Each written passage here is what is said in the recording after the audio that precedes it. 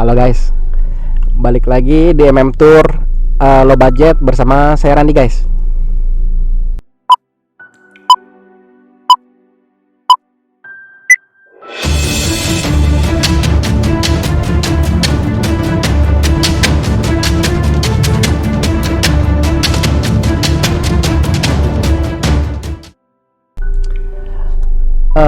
Sorry baru bisa upload video lagi guys ya. Sebenarnya sih sekarang juga lagi flu berat sih. Sekarang udara Jakarta kayak lagi polusinya berat banget nih gitu. Terus kebanyakan begadang juga ngerjain berkas, jadi akhirnya tepar sih. Curhat sedikit ya guys ya. Jadi cukup senang sih, cukup banyak juga murid yang lolos ya kemarin itu ya. Dan biasanya memang kalau murid yang lolos itu pasti info ke Koko gitu, Kok terima kasih ya atas bantuannya gitu-gitu. Terus biasa sampai di sana pun udah sampai Amrik pun mereka suka info gitu, Kok saya udah sampai Amrik nih gitu, Koko apa kabar gitu. Tapi kebalikannya guys, enggak semuanya sih, banyak yang super baik juga kalau yang nggak lolos ya. Yang nggak lolos tapi kadang suka yang bikin sedih itu gini guys. Kalau agen yang lain ya itu kalau udah sampai interview aja mereka udah lost contact gitu, nggak ada yang nanya apa-apa. Kalau aku biasanya masih sempat nanyain gini, Kak gimana hasilnya tadi, lolos apa enggak gitu. Itu aku masih sempat rajin-rajinin gitu nanya gitu. Tapi kadang terutama yang nggak lolos itu biasa balesnya 3 hari kemudian, 4 hari kemudian, failed kok nggak lolos gitu. Ya sebenarnya sih no problem sih, maksudnya yang penting mereka balas gitu info ya. Mungkin apa saya yang terlalu perasa atau gimana ya, cuma kan maksudnya kayak waktu pas briefing interview aja kita kan ketemu terus ketawa-ketawa gitu, ngobrol gitu. Cuma kok pas gagal gitu kesannya kayak si Korandi kayak diacuhin gitu, kayak dicuekin banget gitu. Padahal Korandi ini juga memperjuangkan murid-muridnya gitu. Maksudnya ya buat berkas aja sampai begadang gitu biar nguber waktunya gitu kan, karena banyak yang mau interviewnya cepet ya gitu. Jadi maksudnya di sini Koko sebenarnya pengen ya dihargain sedikit doang gitu. Kalian misalnya lolos pun Koko nggak minta uang tambahan gitu, nggak, karena banyak agent yang misalnya lolos kalian kena cas lagi itu banyak, itu udah jadi rahasia umum ya. Cuma Koko nggak kasih cas lebih ke kalian, nggak. Kalau kalian bilang terima kasih kok gitu, itu udah benar-benar nyenengin hati Koko banget gitu. Tapi kalau misalnya fail gitu ya Koko tahu, Koko juga sedih, pasti sedih lah, karena orang yang pengen ke Amerika itu kan berarti keinginannya kan kuat ya gitu ya. Dan pada saat mereka fail mereka pasti kecewa gitu. Cuma maksudnya setidaknya kabarin ke Koko gitu biar Koko tahu kabar kalian gitu. Soalnya kan sehari sebelumnya aja gitu ketemu sama Koko, ketawa ketiwi ngobrol bareng gitu. Tapi kok pas besok interview fail, malah kesannya kayak Kokonya dicuekin gitu. Ini curhat sebentar aja guys ya. Yaudah, sekarang kita balik ke topik hari ini guys ya. Oke, topik hari ini adalah apabila visa ditolak, apa yang harus kalian lakukan ya guys ya. Jadi penyebab visa ditolak itu banyak banget ya guys ya. Dan sampai sekarang itu misteri guys. Karena apa? Karena kata-kata yang disampaikan oleh officer atau embassy Amerika itu pasti berkisar antara ini data kamu ada yang kurang, nanti perbaikin ya, atau kamu kurang membaca info nih, lebih perbanyak info ya gitu.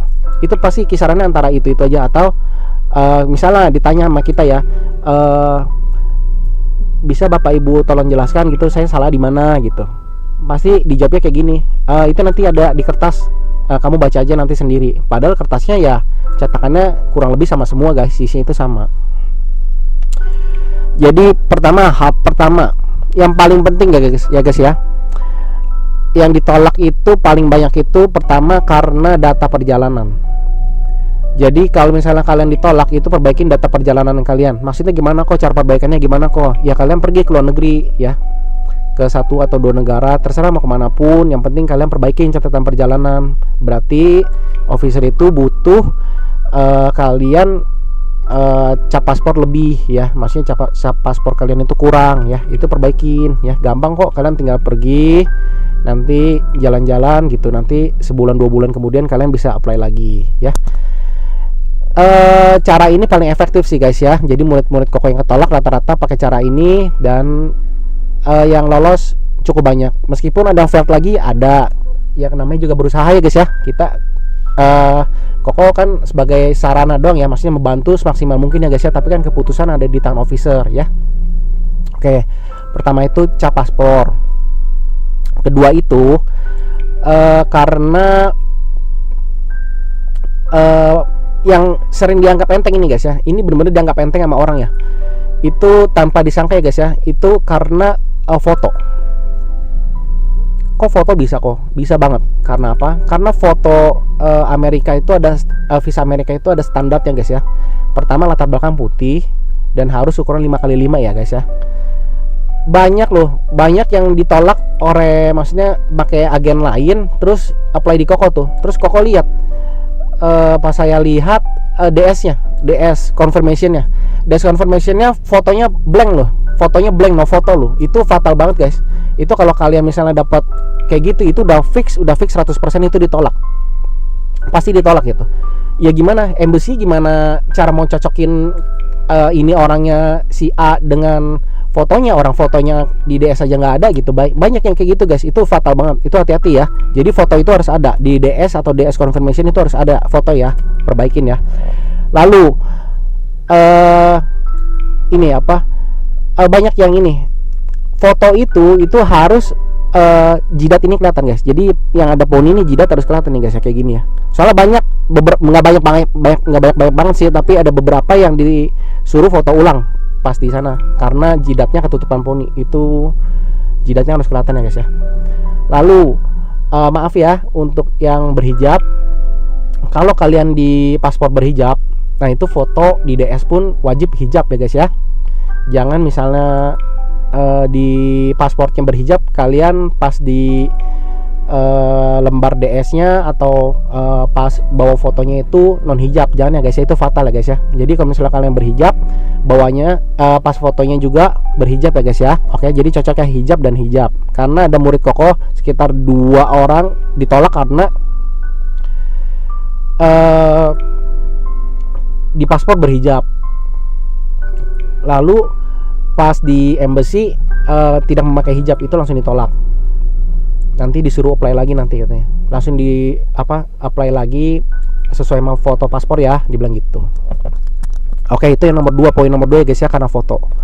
Nomor 3 yang paling penting juga, yaitu tentang penghasilan atau kerja kalian guys ya.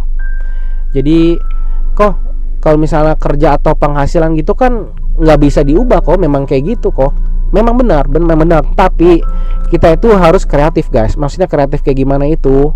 Jadi kalau misalnya kalian punya online shop atau usaha apapun gitu ya, usaha ini lagi cerita usaha dulu ya, itu kalau bisa daftarkan di Google review. Jadi maksudnya semua orang bisa lihat itu, maksudnya oh nih ini beneran ada usaha ya gitu, maksudnya beneran bisa dilihat ya guys ya. Jadi di Google review, silakan daftar di Google ya.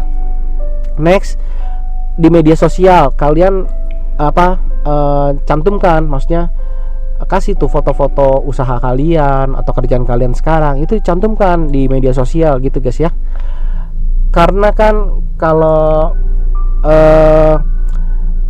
bedanya visa Australia sama visa Amerika kan, kalau visa Australia kan bisa upload banyak dokumen guys ya, semuanya bisa diupload, dari misalnya surat keterangan kerja, surat keterangan usaha, atau rekening koran dan lain-lain. Tapi kan kalau misalnya kepengurusan visa Amerika kan hal-hal tersebut kan nggak bisa diupload guys. Jadi bagaimana cara officer mengetahui kalian di kehidupan real, yaitu dengan melihat misalnya kalau kalian seperti tadi saya bilang, misalnya kalian ada usaha, itu silakan masukkan di Google, ada reviewnya bagus gitu, atau di media sosial milik kalian pribadi pun nggak masalah, atau buat media sosial khusus untuk usaha kalian tersebut guys. Jadi officer bisa melihat dari situ ya guys ya.